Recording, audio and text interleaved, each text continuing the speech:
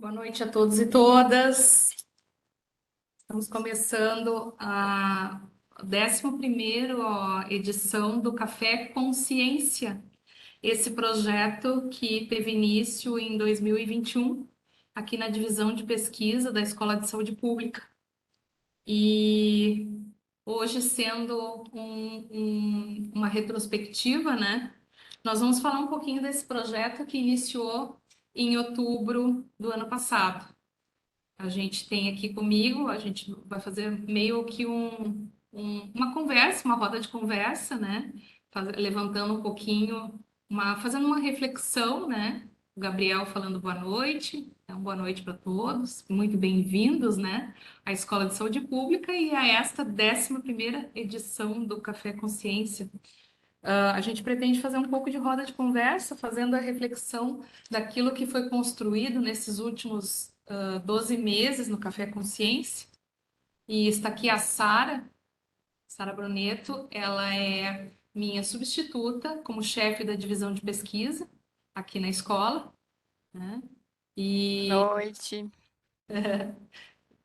está aberto para tu dares a tua saudação aí, Sara. A Sara também, ela é responsável pelo Comitê de Ética da CES, né?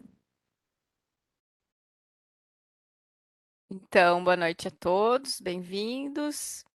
E acho que é bem importante a gente fazer esse fechamento, né? A gente retomar como é que o café começou, como é que ele aconteceu ao longo desse tempo e fechar com chave de ouro, né? Esse ano de 2022. Então, bem-vindos. Eu não consigo ver a identificação do pessoal que está, porque só aparece as duas letras do nome, tá? Então, se o pessoal puder, quem tiver condição de abrir o microfone né, e dar um oizinho, porque esse é o sentido desse momento, né? É um momento de fechamento desse um ano, né? Desse projeto aqui da divisão de pesquisa que a gente, claro, pretende que outras pessoas tenham oportunidade de fazer novas edições. Bem-vindos aos residentes que estiveram prestigiando o Café Consciência, né? E a gente espera que continuem prestigiando e a gente, inclusive, recebe sugestões para esse projeto, né, de inclusão, né? E sem mais delongas, eu gostaria de falar um pouquinho sobre esse projeto, né? Esse projeto, ele surgiu, a ideia dele, ele surgiu na divisão de pesquisa, por volta de, não me lembro, Sara, se foi julho, agosto, né?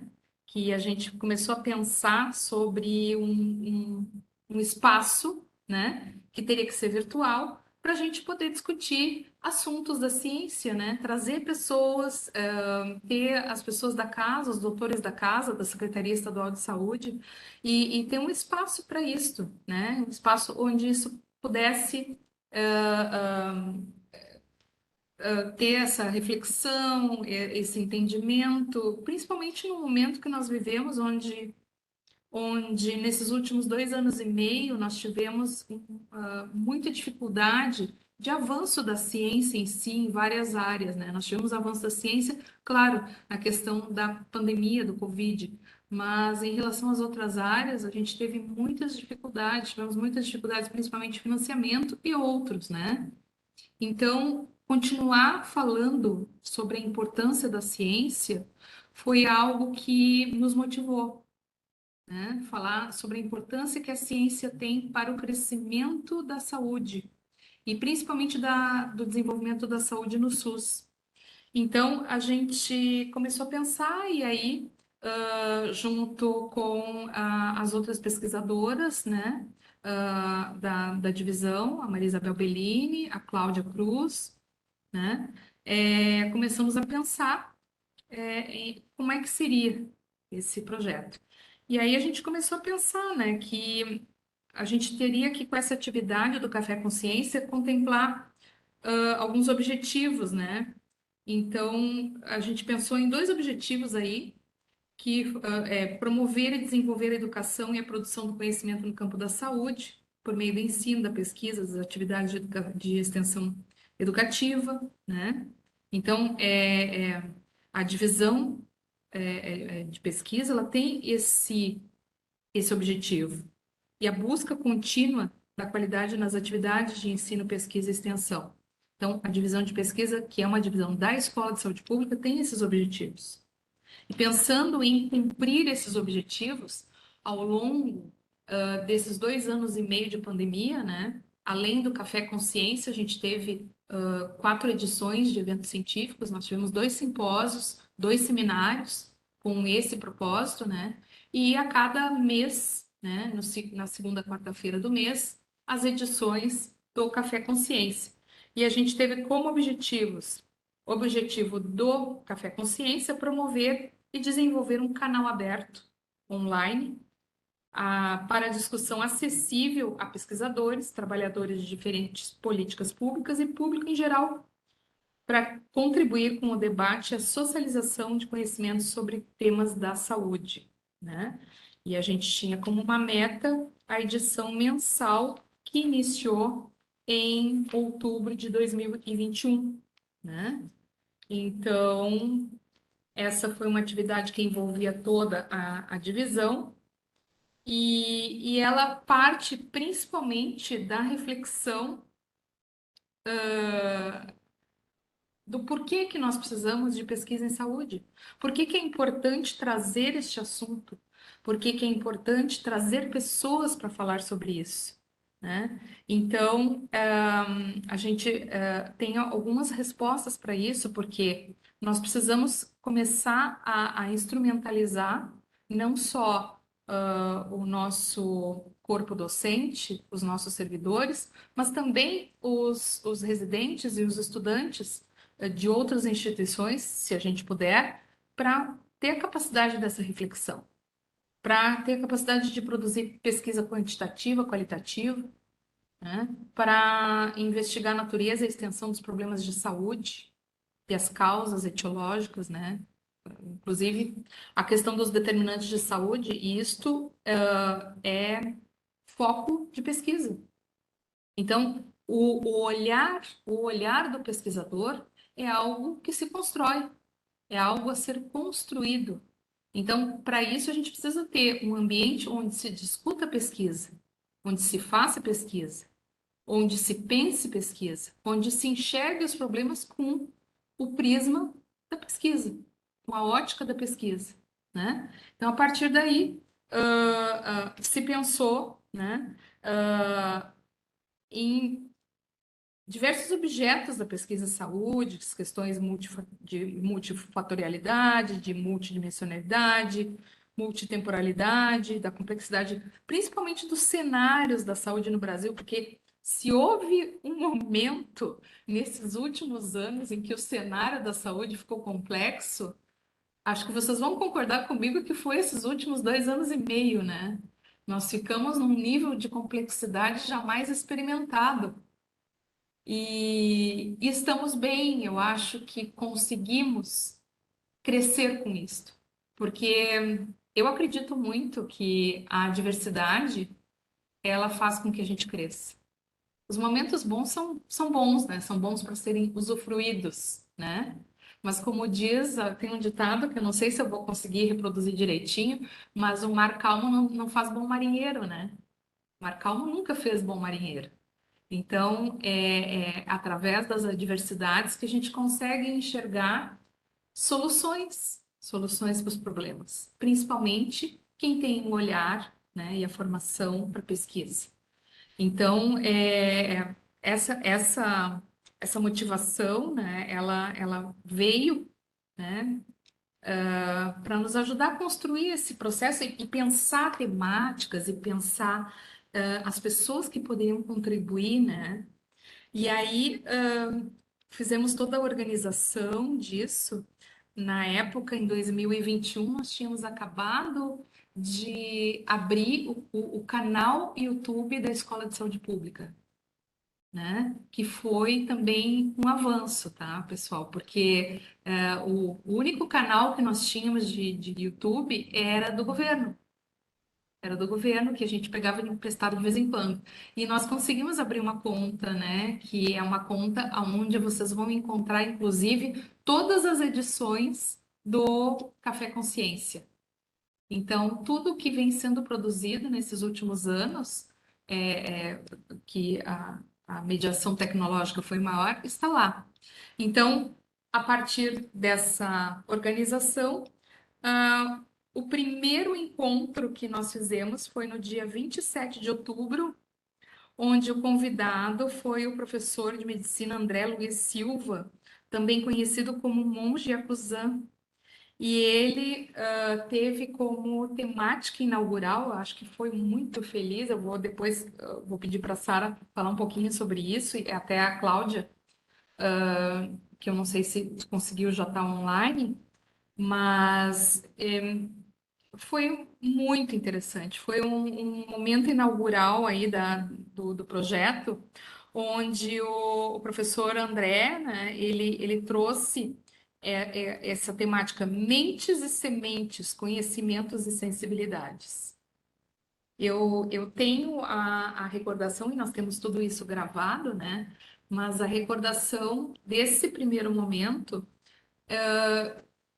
de um momento que estávamos vivendo em 2021, onde o acolhimento era um dos melhores sentimentos que a gente poderia ter naquele momento, naquele cenário, naquela situação. Eu não sei se a Sara se lembra desse primeiro momento, né? Qual foi o significado que isso teve para a gente, né? Enquanto projeto. Não sei se tu queres falar alguma coisa.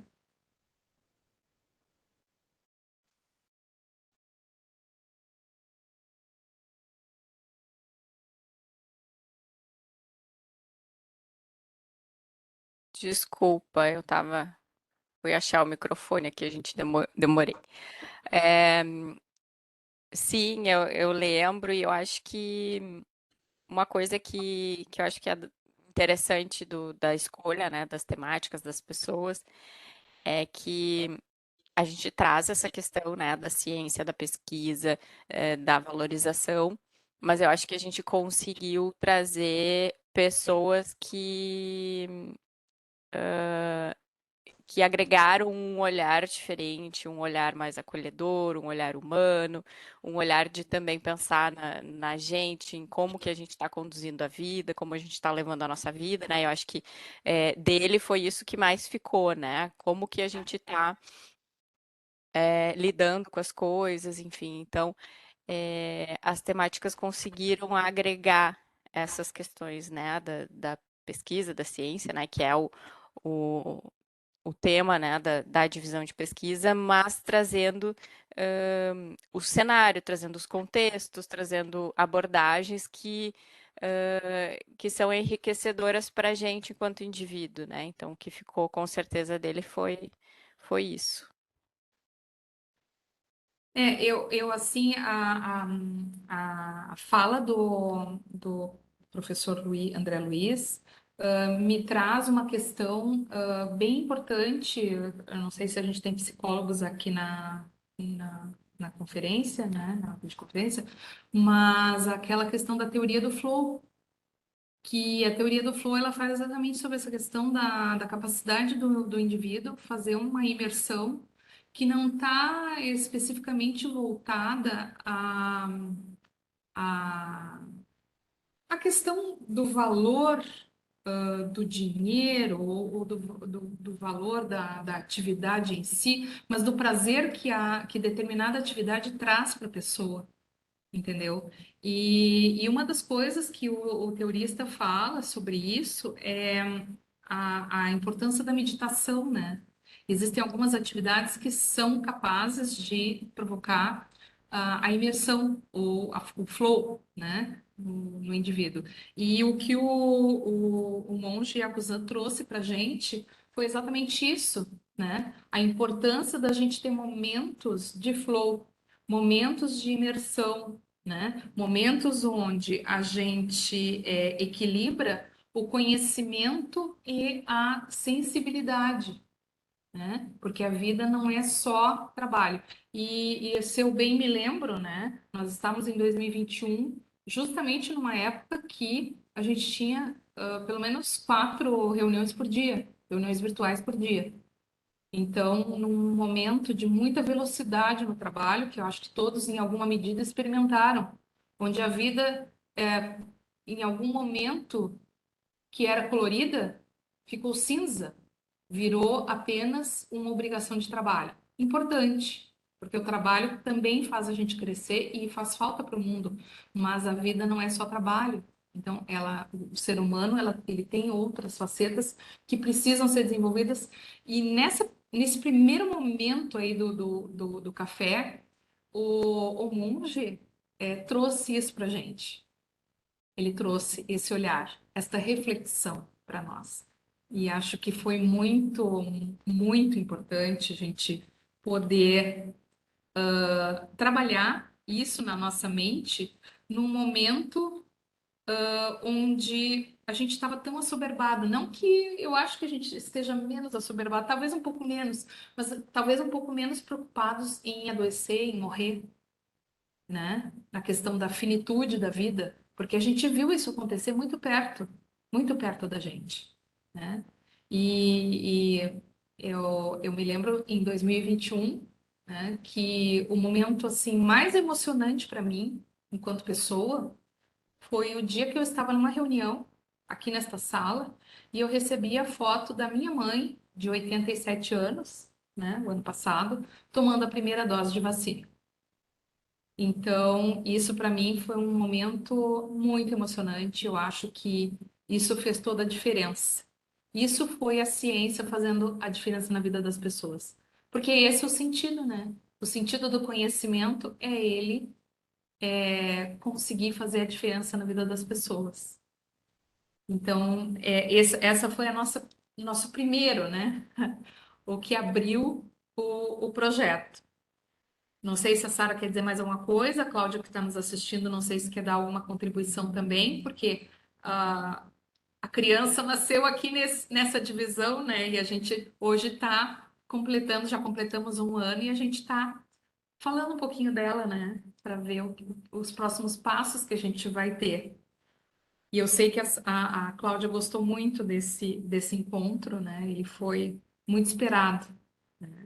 Depois nós tivemos, na segunda edição do programa, o professor da Escola Multicamp de Ciências Médicas da Universidade Federal do Rio Grande do Norte, o Marcelo Viana da Costa.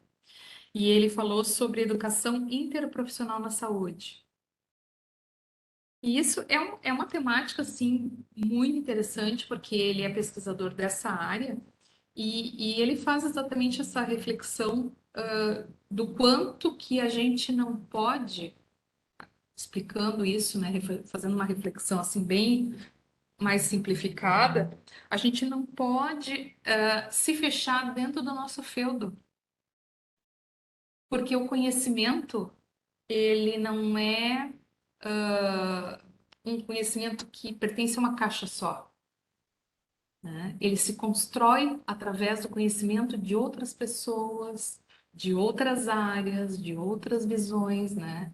Se a gente for olhar lá para a Idade Média, né, aqueles grandes pensadores e principalmente os grandes inventores, o que que esses caras eram? Eles eram físicos, eles eram matemáticos, eles eram astrônomos, eles eram artistas, pintores, escultores, né? Então, se a gente for pensar que quando eu falo no conhecimento humano, né, eu, é, eu, eu tenho, a partir do século XX, né, a grande demanda da especialização, né, da pessoa seguir se especializando de um jeito que acaba que ela desconhece outras áreas do conhecimento que poderiam contribuir para aquela área que a pessoa conhece, para aquela área que a pessoa se dedica. Então, há um contraponto em relação a isso, a questão da especialização, né? E eu sou muito suspeita para falar, porque eu venho de uma escola generalista, né? Como toda boa enfermeira, né? A gente tem uma formação generalista, né? A gente tem uma diferença um pouquinho a gente é diferente do médico nesse sentido, e isso é bom e é ruim, né? Como tudo nessa vida, não existe tudo 100% bom nem 100% ruim. Mas isso, por um lado, também é ruim, por quê? Porque a gente acaba pulverizando muito o nosso conhecimento, e às vezes a gente tem que ter um foco. Mas é claro que isso nos dá uma capacidade, de ter um olhar mais holístico, um olhar amplo, né? E essa questão o professor Marcelo trouxe de uma forma muito interessante, que é a importância dessa educação interprofissional, né? Da gente ter esse olhar que não é tão fechado dentro de uma caixa, né? De uma formação que as diferentes profissões se conversem, se contribuam, né? E façam uma troca, né? Para que a gente consiga construir um conhecimento mais sólido. Isso remete àquela questão de quando a gente faz um projeto de pesquisa, que acho bem interessante, a gente ter pessoas de diferentes áreas do conhecimento numa equipe para dar um outro olhar, porque às vezes a outra pessoa vai dar um olhar que a gente não pensou, né? Então, todo esse aspecto foi dado pelo professor Marcelo Viana. Não sei se alguma das pessoas lembram daquilo que marcou nessa segunda edição do programa, do professor Marcelo da Universidade Federal do Rio Grande do Norte. Eu acho que em relação a isso, cabe destacar que os residentes que estão aqui presentes, e, enfim, que fazem essa formação, têm uma experiência, vivem isso, né, dessa questão, da questão da interprofissionalidade, de se aproximar de outros núcleos e com essa aproximação e com essa troca, construir um outro conhecimento, né, construir um conhecimento que está para além daquele que a gente faz mesmo em grupo, cada um seu, né? Ele é um conhecimento que congrega os núcleos e produz coisas novas. Então, eu acho e eu fiz residência, né? E me transformei na residência, acho que me tornei outra profissional depois dessa formação. Então, que bom que a gente discutiu isso. E que bom que a gente vive isso na prática enquanto escola de saúde pública através da residência e através das outras formações também, mas eu acho que a residência é, é um excelente exemplo de como que isso acontece no nosso dia a dia e na formação para o SUS. Legal. Eu também concordo com isso. Eu acho que a gente precisa sempre estar ampliando, né? Porque o outro sempre está ensinando alguma coisa para a gente, né? Depois nós tivemos, finalizando o ano de 2021, a doutora Maria do Perpétuo Socorro Rodrigues Chaves, que é docente titular do Departamento de Serviço Social da Universidade Federal do Amazonas. Ela é coordenadora do Grupo de Pesquisa Interdisciplinar dos Estudos Socioambientais e de Desenvolvimento de Tecnologias Sociais na Amazônia. Ela participou, então, como palestrante no dia 8/12, né, com a temática da sustentabilidade e as implicações para a saúde.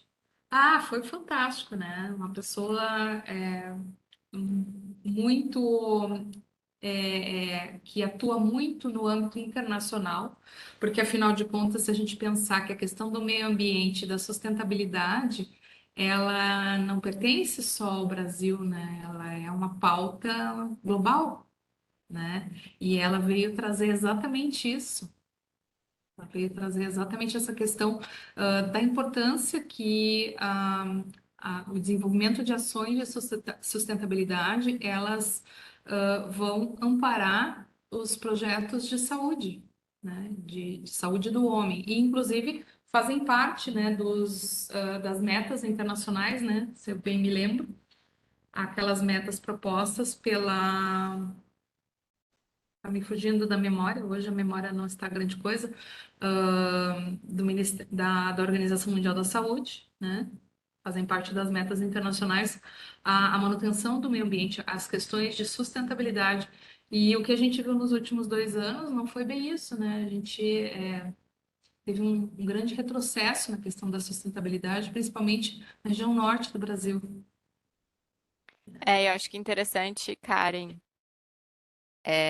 frisar o encontro que aconteceu nesse dia, né? Porque eh, a Maria do Socorro, uma assistente social que trouxe um contexto, trouxe uma realidade que, que é do Amazonas, que é distante, né, da nossa, da questão da população ribeirinha, enfim. Diametralmente oposta, né? Então foi riquíssimo a gente se aproximar, né, dessa temática trazida por ela, enquanto a mediação foi feita por um colega nosso do SEVES, engenheiro químico, que trabalha também com questões ambientais, mas num outro lugar, né, num outro papel. Então, achei Sim, que ficou super interessante, né, uma assistente social que trabalha com as questões de uma população que é distante da nossa, e eles conseguiram fazer uma articulação muito bonita, né? E com profissões diferentes, com olhares diferentes, mas conseguiram ter uma conversa que ficou super interessante. Então, achei fantástico. E foi um café que durou um montão, assim, ele se estendeu, sim, porque a conversa tava muito rendendo boa. muito. Não, e depois nós tivemos, só para vocês saberem, depois nós tivemos a visita, né, da doutora Maria de Socorro, aqui na Escola de Saúde Pública, né? Ela veio fazer uma palestra numa outra instituição e veio nos visitar, né? Então, é sempre gostoso, né? Como é gostoso a gente fazer esse intercâmbio, né? A gente fazer amigos na ciência, né? Como isso é fantástico, essas possibilidades. E ela trouxe esse olhar, né, da importância de a gente manter o ambiente. Sem um ambiente com ações de sustentabilidade, o ser humano não subsiste, né? A primeira coisa que acontece é o adoecimento e depois a morte. Então, é algo que nós temos que nos ater, né? A gente tem que se ater a isso. E que bom que nós temos pessoas, né, pesquisadores que têm esse olhar sobre as questões de sustentabilidade e o que impacta na saúde pública, né? Na saúde pública, na saúde das pessoas. Muito bem, nós tivemos ali um pequeno intervalo de final de ano e comemorando o Dia da Mulher, que foi no dia 8 de março, na quarta-feira, no dia 9 de março, nós tivemos a temática Mulher na Ciência, Desafios e Avanços. E a convidada foi a professora Liane Tarouco Hockenbach. E ela, não sei se vocês se lembram, e isso que a gente está fazendo é até para dar um gostinho, né, para quem quiser assistir de novo, porque está lá no nosso canal do YouTube, essas edições, né, que já aconteceram. A professora Eliane, ela já foi mencionada na mídia como a mãe da internet gaúcha. Então, ela é formada, analista de sistemas, né, engenheira de sistemas, das poucas mulheres, ela é uma pessoa que já tem mais de 70 anos, então ela é uma das precursoras, e ela foi uma das pessoas que abriu caminho para que a internet viesse para o nosso estado. E só para lembrar a vocês, né, que se nós não tivéssemos esta invenção chamada internet, né, eu não sei como é que a gente estaria falando hoje, por exemplo, e como é que a gente teria desenvolvido as nossas atividades durante o período pandêmico com as restrições sanitárias. Eu acho que ela trouxe toda a caminhada dela enquanto mulher, né? Mulher, mãe, esposa, docente, pesquisadora, né? E colocou as dificuldades que as mulheres encontram, seja para chefiar as equipes de pesquisa, seja para conseguir financiamento para as pesquisas.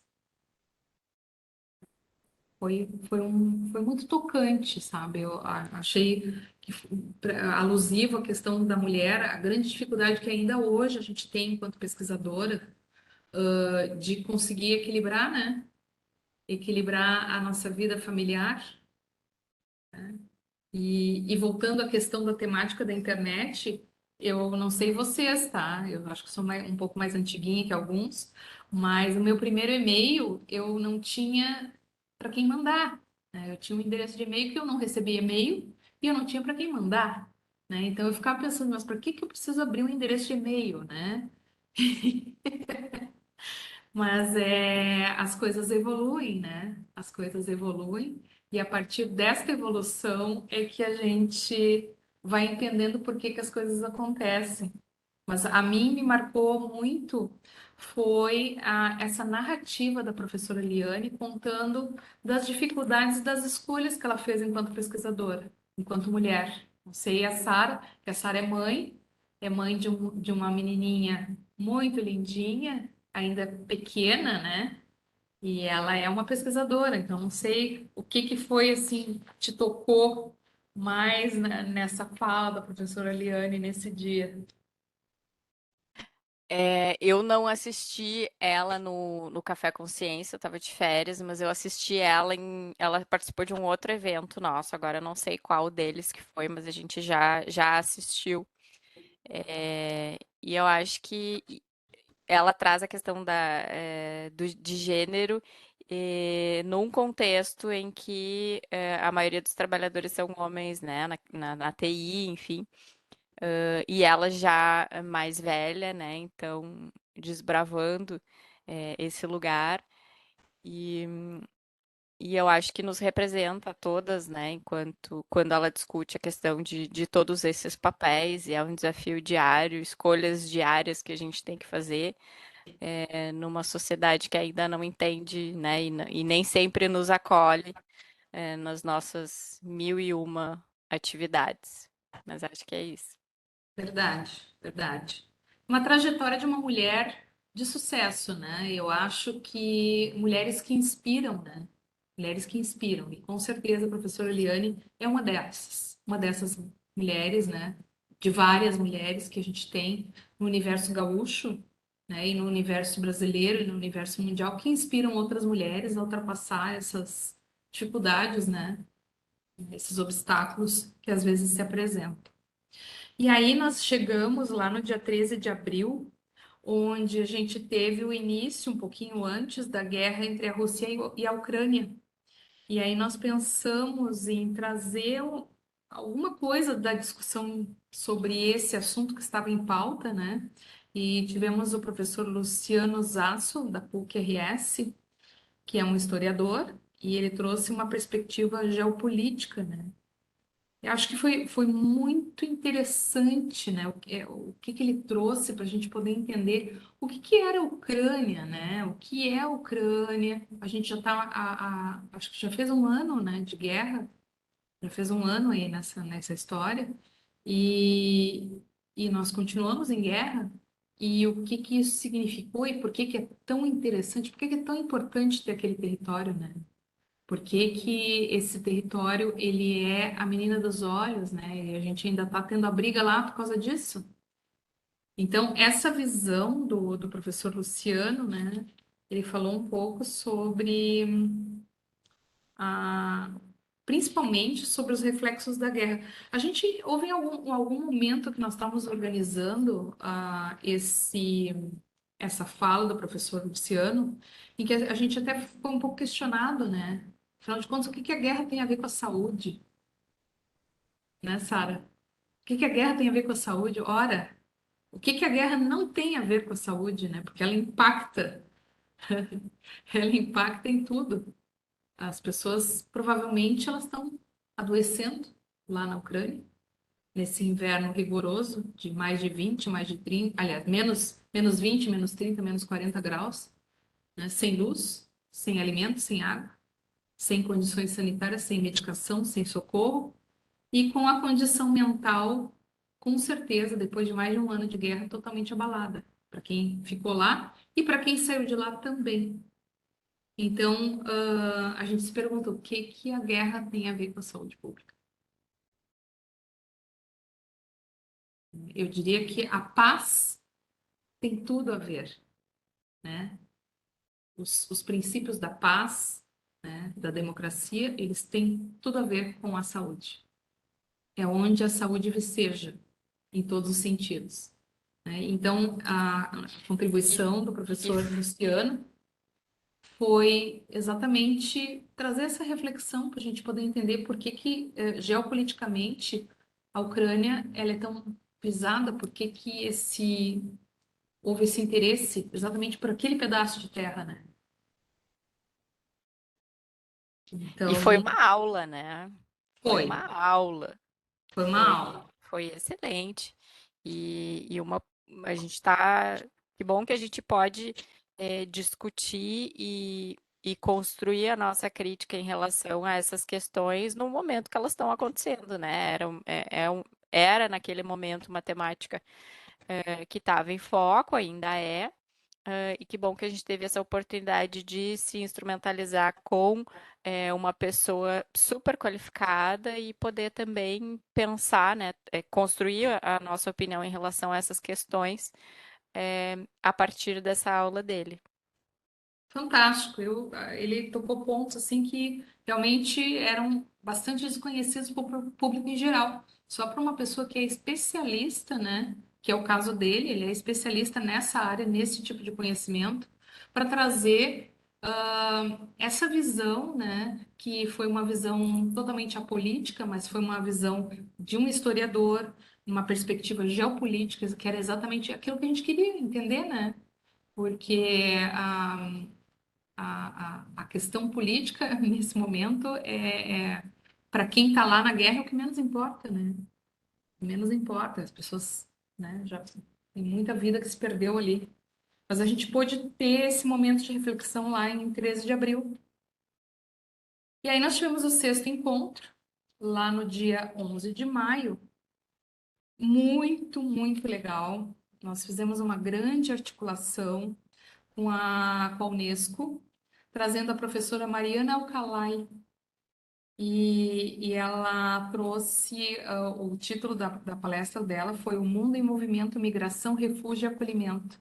Tem tudo a ver, né? Esses movimentos de migração, eles estão vinculados às questões políticas, de guerra, de perseguição e também de fome e desemprego, né?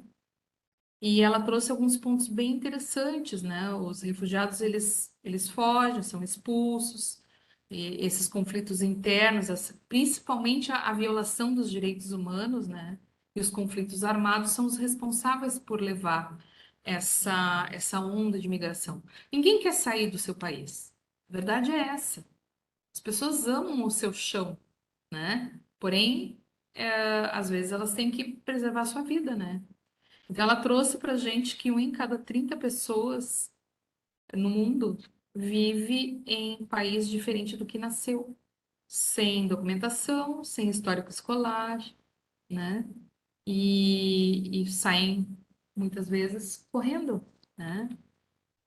E é claro que nós enquanto brasileiros, no nosso país, a gente já acolheu pessoas nesta situação. E tivemos que acolhê-los não só enquanto país, né, no aspecto administrativo e político, mas também no aspecto da saúde. O SUS atendeu essas pessoas, o Sistema Único de Saúde. E tanto atendeu que o Sistema Único de Saúde criou mecanismos para atender refugiados, né? Refugiados, imigrantes, né? Imigrantes de vários países, inclusive aqueles de áreas da África, do Haiti, principalmente, né? Com uma cultura totalmente diversa e que entraram no país da Venezuela, né? Pessoas que muito adoecidas, com vários problemas, né? Da parte da saúde. E ter a professora Mariana, da Unesco com essa visão, né?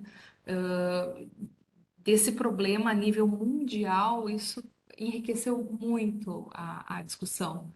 Eu não sei se tu te lembras da- dessa apresentação, quem estava comigo nesse dia, acho que era a Cláudia, mas foi muito, muito bacana, o que ela trouxe para a gente, em termos de dados, né? Eu acho que é outra questão que a secretaria e as secretarias de saúde e os próprios residentes atuando na assistência também eh, têm bastante contato, trabalhos já foram feitos, produtos super interessantes já foram feitos no sentido de acolher no sistema de saúde, né? Pessoas que muitas vezes não têm ainda familiaridade com a língua, né? Tem termos da saúde que são muito específicos e a unidade de saúde precisa conseguir se comunicar, precisa conseguir acolher e atender as questões, né, tanto de saúde quanto mesmo de assistência social, enfim. E é um exercício, né, para todos conseguir se movimentar no sentido de fazer um acolhimento eh, mais adequado, né, e mais humano. Sim, acolher o outro, né? Porque a questão principal da saúde inicia com o acolhimento, né? É acolher o outro, é enxergar o outro, é entender o outro dentro do seu contexto, não do meu. O meu não importa. Eu preciso entender o contexto do outro para que eu consiga ajudá-lo. Se eu não eu fizer esse exercício, eu não vou conseguir ajudar o outro, né? Vou chegar onde preciso chegar enquanto profissional de saúde. E aí nós tivemos o sétimo encontro, né, onde eu tive a oportunidade de falar um pouquinho sobre a questão do desenvolvimento de um laboratório virtual de saúde no metaverso, que é uma tendência mundial do uso dessas ferramentas, né, para ajudar na formação de profissionais de saúde, na atualização dos profissionais que já estão em campo, e é o futuro que nos espera. É o futuro que muito em breve nos espera. A nova forma como nós vamos estar presentes na internet. Provavelmente, esta relação que nós temos hoje com esse aparelhinho aqui, né, que é o nosso celular, né, vai mudar, né? A nossa relação com a cadeia produtiva, com acesso aos serviços e até com as pessoas. Isso vai mudar. Isso é uma construção, como tudo na vida, né? Quando a internet começou a existir, né? Muito questionamento existia se aquilo ia ser bom para a humanidade, né? Mas como todas as invenções dos homens, né? Elas servem à humanidade, mas elas também têm o lado que não é tão bom assim, né? Se a gente for pensar, pegar um exemplo da história, né? Pegar o nosso queridíssimo Santos Dumont, que é o pai da aviação, né? Um dos aspectos que deixou ele muito triste foi o uso dos aviões para guerra. Então, é óbvio que nem tudo que a internet está envolvida é tão bom assim, mas é uma ferramenta. É uma ferramenta. E assim será com o processo de imersão na internet que vai acontecer à medida que a gente tiver maior velocidade da própria internet e o custo menor de equipamentos para fazer essa imersão necessária. Hoje a gente, para fazer imersão 3D, a gente precisa de óculos imensos. É possível que no decorrer do tempo isso vai diminuir a ponto de a gente usar um óculos normal, onde a gente vai apertar um botão e ele vai fazer esse processo imersivo. Mas enfim, isso a gente tem muita especulação, mas é uma tendência mundial, né? E já vem vindo para a gente nesse primeiro momento, né? Para a gente trabalhar as questões de simulação, né? E aprendizado mediado pelo processo de imersibilidade, com realidade aumentada e virtual ou não, tá? Ou não, porque conforme os estudos que a gente vem fazendo, o cérebro ele não faz tanta diferença entre aquilo que é real e aquilo que é virtual. Ele se adapta, ele faz a leitura. Então, isso é o mais interessante de toda essa história. Então, preparem-se os nossos filhos, netos, né, e nós mesmos que vamos passar por isso, muito em breve. Eu imagino que nos próximos 5 anos, muitas mudanças vão ocorrer nesse sentido. E aí nós tivemos o oitavo encontro, onde nós tivemos o Dr. Henrique Vega Garcia, que ele veio da Organização Mundial da Saúde de Washington. Foi muito legal. A gente fez também um grande esforço, porque essas pessoas Vocês entendem com certeza que elas têm uma agenda muito, muito cheia, né? São pessoas que têm uma contribuição imensa, e ele veio exatamente falar sobre as condições de vida dos idosos dos países da América do Sul e quais seriam as diretrizes para o envelhecimento saudável no, na América Latina, né? E pensando nos países, né, que têm menos recurso. Esse encontro ele foi realizado no dia 13 de julho. O professor Henrique fez um enorme esforço para falar um pouco de português com a gente e foi muito bem sucedido, né? Uma pessoa muito simpática. E ele traz o retrato daquilo que a gente está vendo. A população do mundo está envelhecendo. E o que que nós vamos fazer com isso? Como é que nós vamos lidar com isso? Isso é um problema de saúde pública. Isso é um problema de saúde pública. Manter alguém vivo tanto tempo assim, porque isso não era comum antigamente, e manter esta pessoa com uma saúde adequada, né? Com condições dignas de viver. Eu não sei se a Sara se lembra desse momento do Dr. Henrique, mas acho que foi um momento, uma contribuição imensa que ele trouxe, trazendo os estudos sobre as questões do envelhecimento. E ele conseguiu trazer um olhar global sobre essas questões, né? Ele conseguiu trazer um contexto para além, né, da nossa realidade aqui, que também se aplica, né, à nossa realidade. A nossa população está envelhecendo, envelhece é,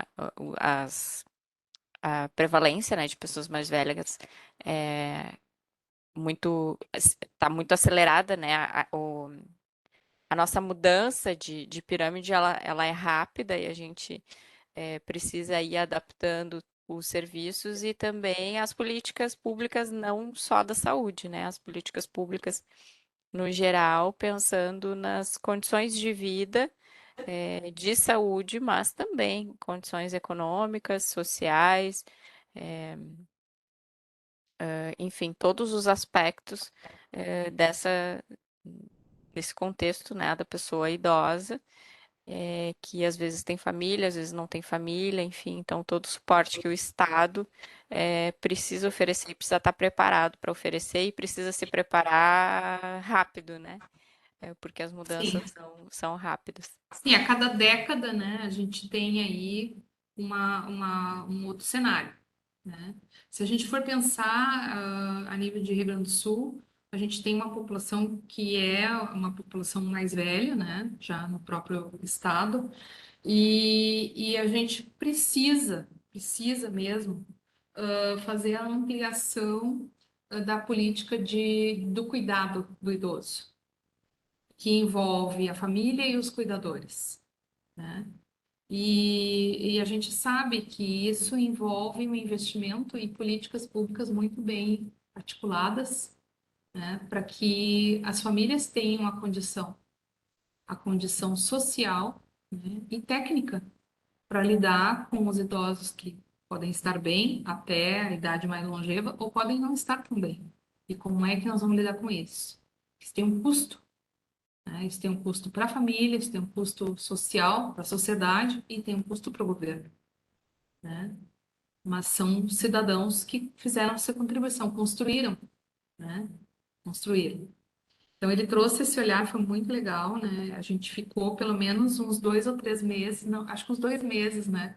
Fazendo as negociações para ele poder falar para a gente nesse dia, né? E o que eu fico mais feliz dessa história toda é que quando a tecnologia cumpre o seu papel, que é disponibilizar isso em qualquer tempo, em qualquer lugar. Então, a gente tem isso gravado, né? Eu acho que é nesse momento que a tecnologia ela mostra para que veio, para nos servir, né? Então, fico bem feliz porque quem quiser depois assistir, tá lá, né, no nosso YouTube. E aí nós temos no dia 10 de agosto, né, o professor Elson Romeu Farias, prata da casa, recém-doutor, né? que apresentou a sua tese de doutorado, o resultado da sua tese de doutorado, intitulada A Presença de Anticorpos anti-SARS-CoV-2 e os fatores associados em um município do sul do Brasil. Então, foi uma pesquisa longa, como toda pesquisa de doutorado, são 4 anos e meio ali de pesquisa, e ele trouxe os resultados, né? Acho que muitos de vocês que são residentes na ESP conhecem o professor Elcio, o comprometimento que ele tem em relação à parte da residência médica, né? Do atendimento à saúde da família.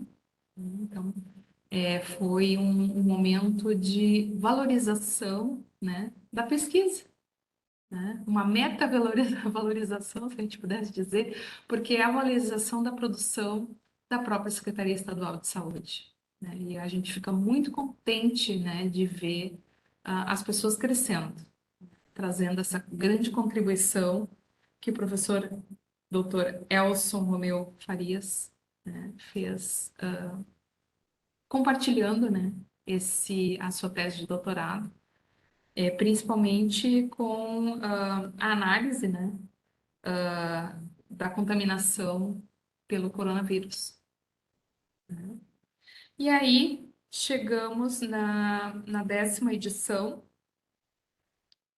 em 14 de setembro, onde nós tivemos a psicóloga e mestre Doris Pinto Soares, né, representando a negritude, né?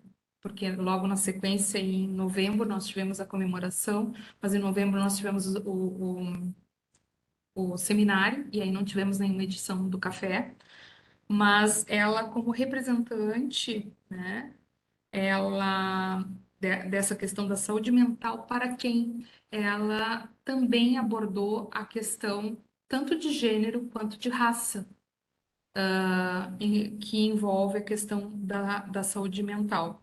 E foi muito interessante porque ela que é autora de livro, né, problematizou tanto o momento histórico quanto as diferentes existências humanas, envolvendo exatamente essas questões da desigualdade, do preconceito e do quanto isso tem um potencial adoecedor, tanto para o indivíduo quanto para a sociedade. E eu não preciso nem dizer, né? Nós estamos vivendo exatamente isso, né?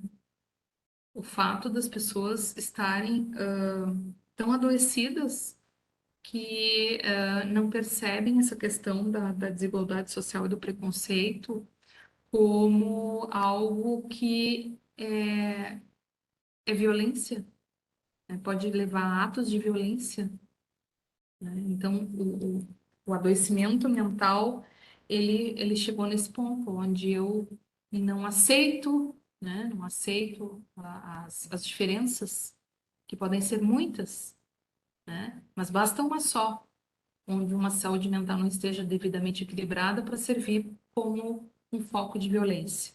E a gente tem várias histórias nesses últimos 2 anos e meio, onde atos de violência vêm sendo feitos para populações mais vulneráveis, né? Começando pelas mulheres, pelos negros, pelos índios e por aí vai, né? Então, ela abordou muito bem isso aí, trazendo essa temática, né, sobre esse prisma, né? Sobre esse prisma. Assim, não sei vocês, tá? Mas eu sou enfermeira, então, enquanto enfermeira, eu venho cuidando da minha saúde mental desde o momento em que a pandemia se apresentou. E não foi fácil, não foi fácil, né? Nesse tempo, né, eu usei de todo o conhecimento de vida que eu tinha para manter a minha cabeça saudável. Isso envolveu momentos de desligar a televisão, desligar celular, né? Envolveu momentos de fazer exercício físico, né? Envolveu momentos de procurar pessoas, de encontrar amigos, né? Nem que fosse virtualmente, de buscar arte, de buscar a questão espiritual, né? Então, buscar uma alimentação correta. Então, foram muitos artifícios, né, de que eu busquei para o autocuidado. E faz parte do autocuidado a gente ter uma saúde mental adequada. Isso nos dá lucidez. Lucidez para conseguir enxergar a realidade de forma clara, né? Com a lente, sem a lente embaçada, né? De uma forma cristalina. Então, ela trouxe muito bem isso, né? A questão racial e a questão da vulnerabilidade, da desigualdade social, que infelizmente, né, acabou analisando o momento de hoje, acaba por se intensificar.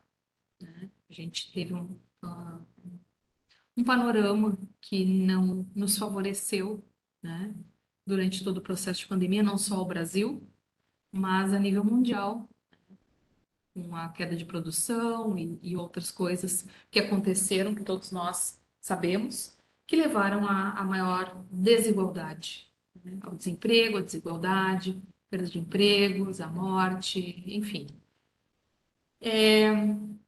E o momento é de reconstrução, né? O momento é de reconstrução. O momento é de buscar soluções.